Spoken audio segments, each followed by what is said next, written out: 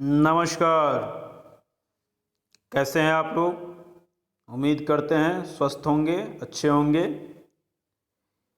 आज हम लोग माइक्रो इकोनॉमिक्स का चैप्टर सेकेंड स्टार्ट कर रहे हैं, क्लास 12th का। Some basic concept of micro economics, इसके बारे में हम लोग आज समझेंगे और उसके कॉन्सेप्ट को अच्छे से जानेंगे। तो चलिए स्टार्ट करते हैं। माइक्रो इकोनॉमिक्स का चैप्टर फर्स्ट आप लोग पढ़ चुके हैं, समझ चुके हैं। उसका पीडीएफ में आप लोगों को प्रोवाइड करा दिया गया है।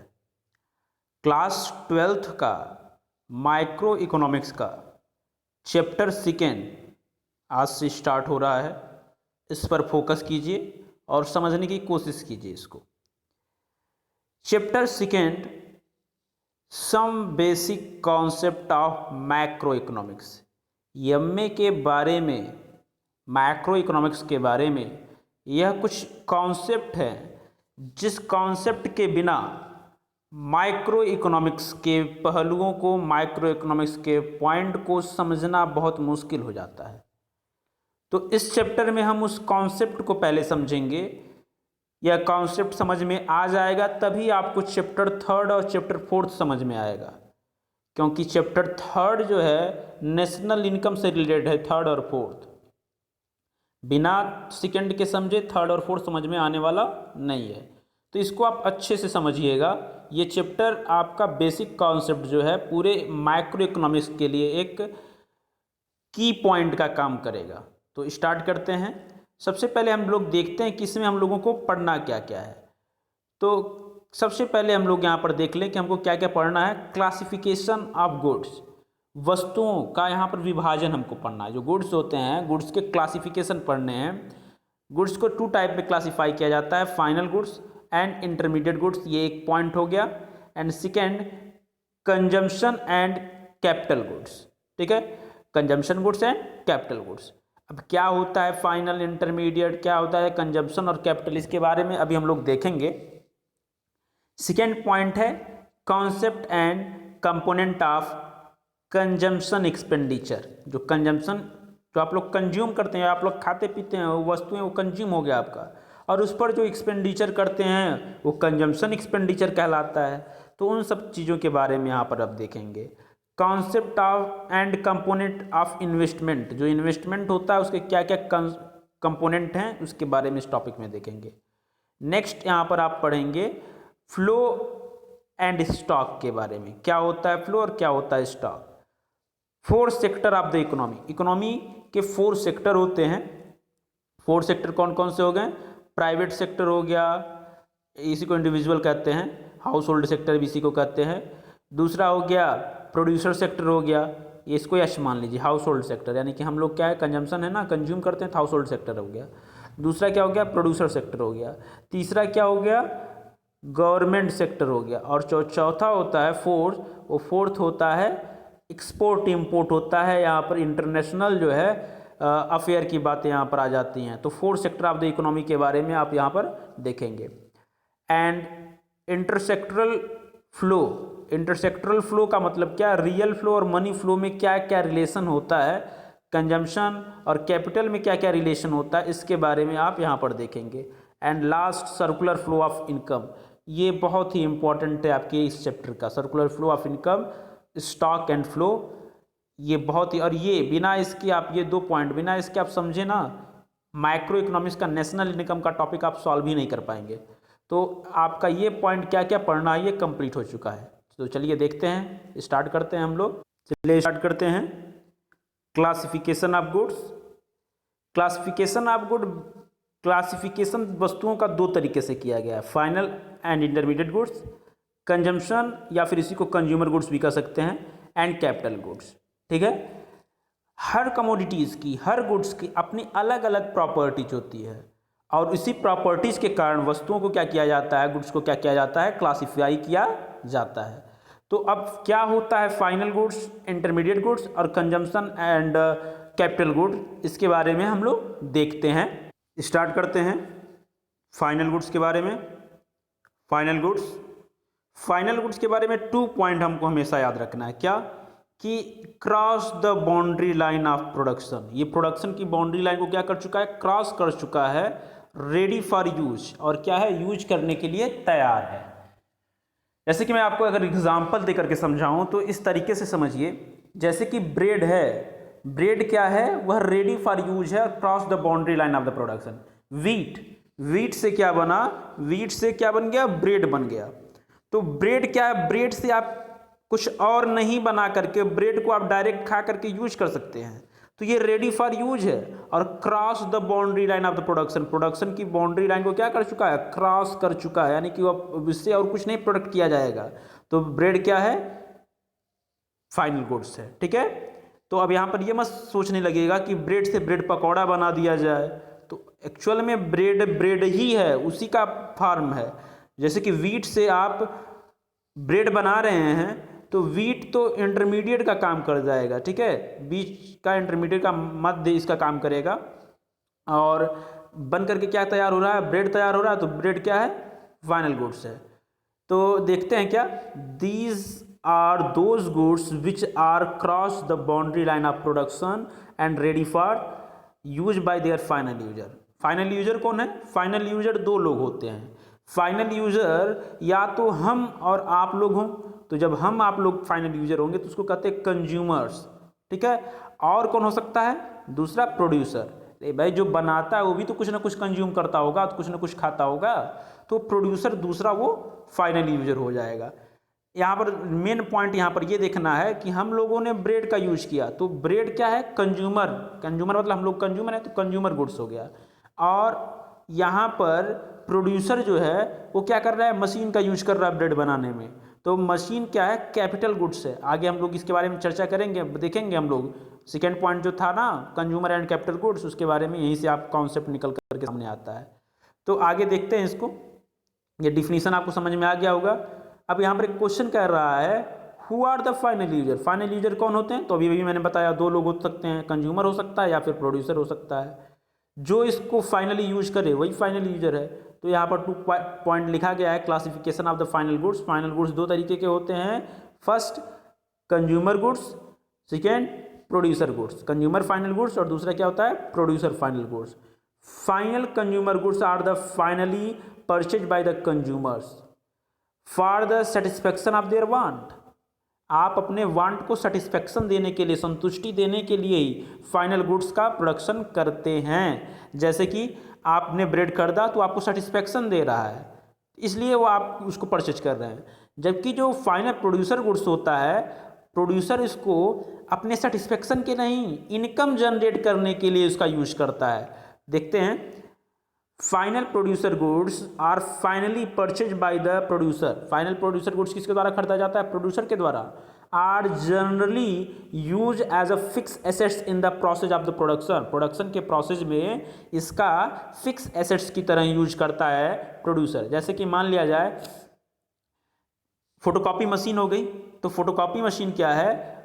वह एक प्रोड्यूसर गुड्स है, प्रोड्यूसर फाइनल गुड्स है, क्योंकि इसका यूज क्या करेगा? वह इनकम जनरेट करने के लिए करेगा।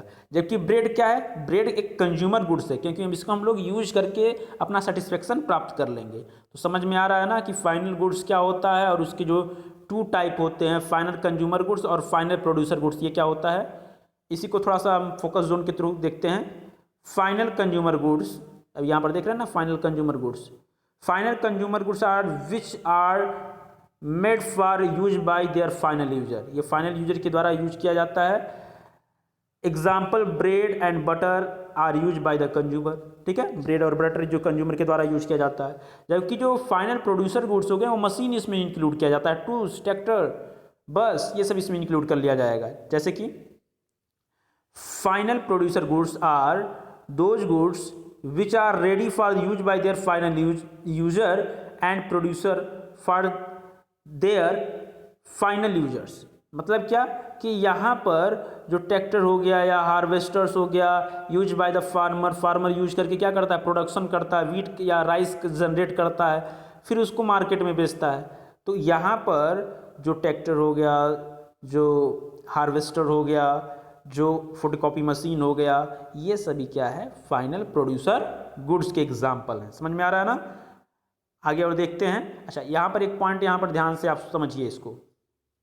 कंजम्पशन, कंज्यूमर था, कंज्यूमर ने क्या किया, कंजम्पशन किया। कंज्यूमर था, कंज्यूमर मतलब उपभोक्ता, कंज्यूमर था तो कंज्यूमर ने क्या किया, कंजम्पशन मतलब यूज करना, कंजम्पशन किया। तो कंजम्पशन पे जो आपने इनकम, अपना पैसा जो खर्च किया, जो प्राइस आपने खर्च किया किस पर, कंजम्पशन पे, तो उसको क्या कहते हैं, कंजम्पशन एक्सपेंडिचर। एक्सपेंडिचर का मतलब क्या होता है, खर्च करना। समझ में आ रहा ना। तो कंज्यूमर क्या करता है, कंजम्पशन एक्सपेंडिचर करता है। प्रोड्यूसर, प्रोड्यूसर ने क्या किया, इन्वेस्टमेंट करने के लिए अपना इनकम खर्च किया। तो प्रोड्यूसर के द्वारा जो इनकम खर्च किया जाता है उसको क्या कहते हैं, इन्वेस्टमेंट एक्सपेंडिचर कहते हैं। 2 पॉइंट समझ में आ रहा है ना। प्रोड्यूसर जब अपना इनकम खर्च करता है तो उसको क्या कहते हैं, कंजम्पशन एक्सपेंडिचर कहते हैं। और जब प्रोड्यूसर अपना इनकम खर्च करता है इन्वेस्टमेंट करने के लिए, तब उसको क्या कहते हैं, इन्वेस्टमेंट एक्सपेंडिचर कहते हैं।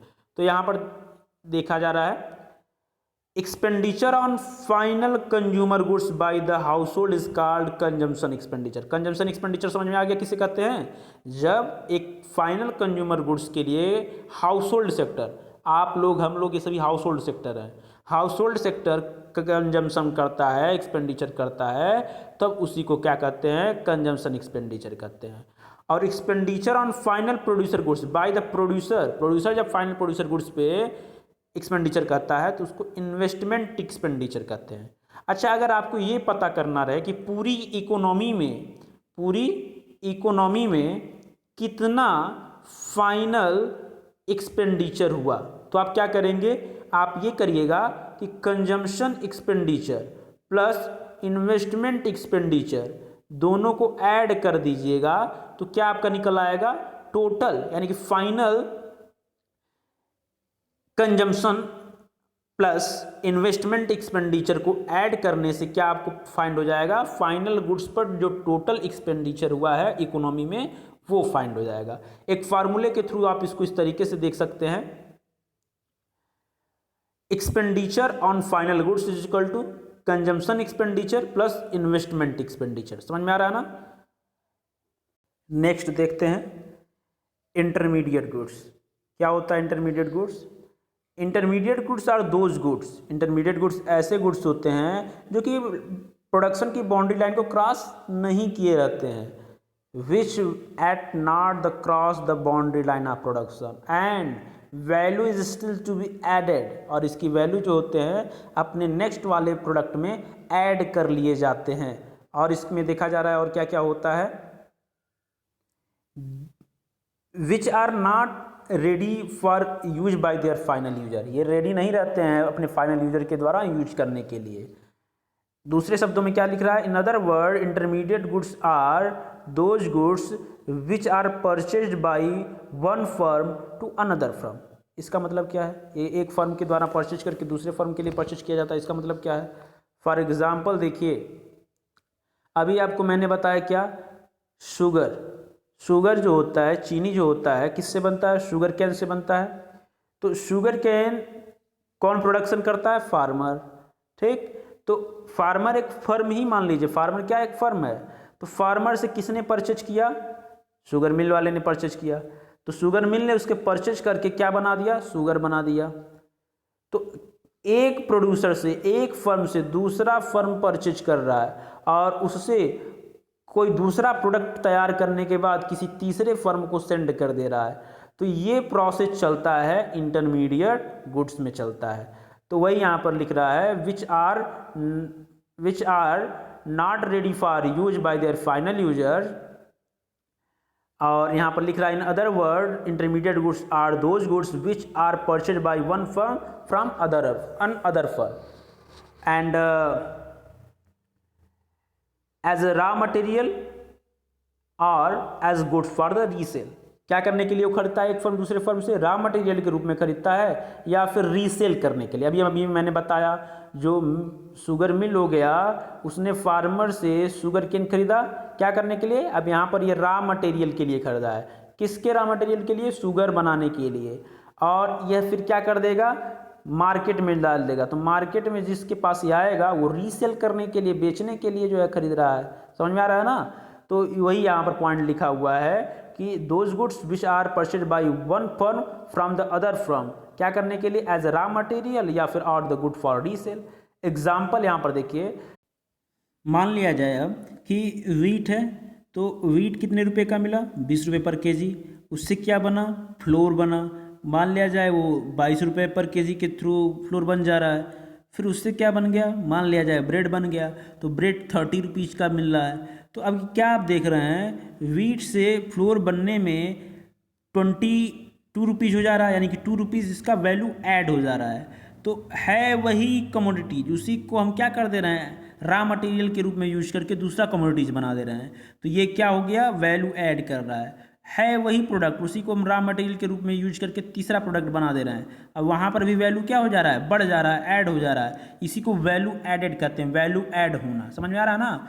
तो अब यहाँ पर ब्रेड के लिए इंटरमीडिएट गुड्स का काम क्या करेगा, फ्लोर करेगा, और फ्लोर के लिए इंटरमीडिएट का गुड का काम क्या करेगा, वीट करेगा। क्लियर हो पा रहा है।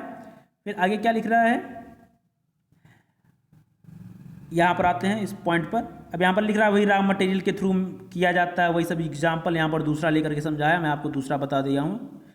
फिर क्या लिख रहा है, intermediate goods are those goods which are within the boundary line of production, value is add to be added to those goods, these goods, and these goods are at not ready for use by their final user. आपको इसका definition अच्छे से समझ में अब आ गया होगा। क्या कह रहा है कि इंटरमीडिएट गुड्स ऐसे गुड्स होते हैं जो कि within the boundary line of the production की बाउंड्री लाइन के अंदर ही होते हैं।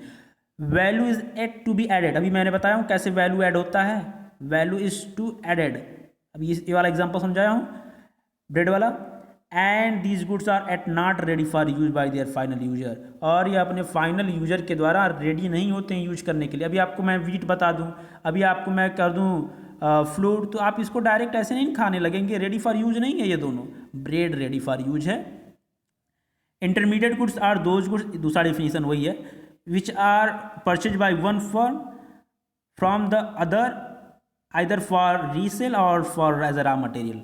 रीसेल करने के लिए परचेज करता है या फिर रॉ मटेरियल के रूप में परचेज करता है। तो समझ में आ रहा है ना क्या होता है इंटरमीडिएट गुड्स। अब यहाँ पर मोस्ट इंपॉर्टेंट पॉइंट है, ये आप याद करके रखिएगा। क्या पॉइंट है, value of intermediate goods ultimately become a part of the value of final goods. जो इंटरमीडिएट गुड्स होता है वह फाइनल गुड्स में अपनी वैल्यू को ऐड कर देता है, इसलिए वह क्या कहलाता है, एक पार्ट कहलाता है। जैसे कि मान लिया जाए अभी मैंने बताया 22 रुपीज़ का फ्लोर मिला, और जो ब्रेड बना तो ब्रेड कितने रुपए का हो गया, 30 रुपये का हो गया। अब अगर आप देखें तो ब्रेड 1 kg फ्लोर से ही वो ब्रेड बना हुआ है, ठीक। तो अब कहीं ना कहीं ये 22 रुपीज़ इस 30 रुपीज़ में शामिल है। तो वही यहाँ पर बता रहा है कि इस फाइनल, यही क्या कहलाता है, फाइनल गुड्स कहलाता है। तो फाइनल गुड्स का ये वैल्यू हो गया। तो कहीं ना कहीं यह इंटरमीडिएट गुड्स की वैल्यू फाइनल गुड्स में ऐड रहती है, वही यहाँ पर बता रहा है। एस्टिमेशन में आगे भी चैप्टर 3 आप पढ़ेंगे। जब आप वाई निकालेंगे, नेशनल इनकम निकालेंगे, तो नेशनल इनकम के एस्टिमेशन में आप जो है फाइनल गुड्स को ही केवल इंक्लूड किया जाता है, इंटरमीडिएट गुड्स के वैल्यू को इंक्लूड नहीं किया जाता है। अब यहाँ पर देखिए लिख रहा है, intermediate goods are not include in the estimation of the national product और नेशनल इनकम। ये आप हमेशा अपने माइंड में रखिएगा।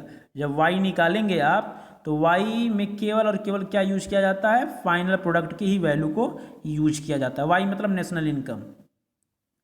अभी आप जिस तरीके से पढ़े हैं फाइनल गुड्स में कि कंजम्पशन एक्सपेंडिचर और इन्वेस्टमेंट, प्रोड्यूसर जो है इन्वेस्टमेंट एक्सपेंडिचर करता है, उसी तरीके से expenditure on intermediate goods by the producer he intermediate goods पर एक्सपेंडिचर करेगा, कंज्यूमर नहीं करेगा। क्यों? क्योंकि आप जो है प्रोडक्ट को कोई दूसरा रूप नहीं देने जाते हैं। Accounting year is called intermediate consumption और इंटरमीडिएट कॉस्ट। इंटरमीडिएट कंजम्पशन या इंटरमीडिएट कॉस्ट किसे कहते हैं, तो प्रोड्यूसर के द्वारा 1 ईयर में, यानी during the accounting year 1 year में इंटरमीडिएट गुड्स पर जो एक्सपेंडिचर होता है उसी को इंटरमीडिएट कंजम्पशन और इंटरमीडिएट कॉस्ट कहते हैं। समझ में आ रहा है। If intermediate consumption is deducted from the value of output we get the gross value addition, also called gross value added और ग्रॉस प्रोडक्ट और द प्रोडक्ट। जब हम वैल्यू नेशनल इनकम निकालते हैं तो वहाँ पर अगर इंटरमीडिएट गुड्स के वैल्यू को अगर हम ऐड करके चलते हैं तो वो ग्रॉस में वैल्यू आता है, नेट में नहीं होता है। तो वही यहाँ पर बता रहा है कि यदि इंटरमीडिएट गुड्स को भी आप इंक्लूड करके चल रहे हो आउटपुट में तो उससे ग्रॉस में जो प्रोडक्ट आता है ग्रॉस में वैल्यू निकलता है। समझ में आ रहा है? ग्रॉस क्या होता है, नेट क्या होता है, इसके बारे में आप लोग अभी आगे समझेंगे। तो value of output minus intermediate consumption, intermediate consumption को अगर हम माइनस कर दें आउटपुट में से तो हमको क्या मिल जाता है, ग्रॉस वैल्यू एडिशन मिलता है। जैसे कि आप समझिए ब्रेड, अभी मैंने बताया था ना ब्रेड, तो ब्रेड कितने का मिला था, 30 रुपीज़ का। तो ब्रेड कितने का मिला, 30 रुपीज़ का। तो 30 रुपीज़ का ब्रेड मिला। अब आप ये फाइनल है, ये क्या है, फाइनल है, यही आप नेशनल इनकम कह देंगे। नेशनल इनकम कितना हो गया, 30 रुपीज़ का हो गया। लेकिन अगर आप इस मेथड से चले रहे हैं वैल्यू ऑफ आउटपुट के मेथड से, तो इसको आप कैसे निकालते हैं, y इज इक्वल टू, यानी कि ग्रॉस, ये इनकम का समझिए, y मतलब इनकम समझिए, national income, y is equal to F, F मतलब फाइनल, माइनस इंटरमीडिएट। फाइनल मतलब क्या, वैल्यू ऑफ आउटपुट, फाइनल मतलब क्या, value of output minus intermediate. कैसे निकालते हैं देखिए, वैल्यू ऑफ आउटपुट का मतलब क्या है, वो सभी वैल्यू जो आउटपुट निकालने में यूज की गई है। तो 20 किसका था, वीट का था, प्लस 22 किसका था, फ्लोर का था, प्लस 30 किसका था, ब्रेड का था। समझ में आ रहा ना? तो इन सभी को ऐड कर लीजिए तो कितना हो जाएगा, इन सभी को ऐड करेंगे तो 44 72 हो जाएगा। उसमें से माइनस करना है, क्या माइनस करना है, इंटरमीडिएट कंजम्पशन। तो इंटरमीडिएट कंजम्पशन कितना है, इंटरमीडिएट कंजम्पशन में क्या क्या आ जाएगा, वीट आ जाएगा और फ्लोर आ जाएगा। तो वीट और फ्लोर का प्राइस ये है 42 माइनस कीजिए तो कितना आ जा रहा है, लास्ट में वही 30 तो बच रहा है ना।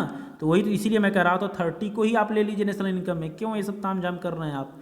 तो इसीलिए जो है यहाँ पर 30 क्या है, नेशनल इनकम में इंक्लूड किया जाएगा। ये जो है नेशनल इनकम है, फाइनल गुड्स। इसीलिए हम कहते हैं कि इंटरमीडिएट गुड्स को नेशनल इनकम के एस्टिमेशन में इंक्लूड नहीं किया जाता है।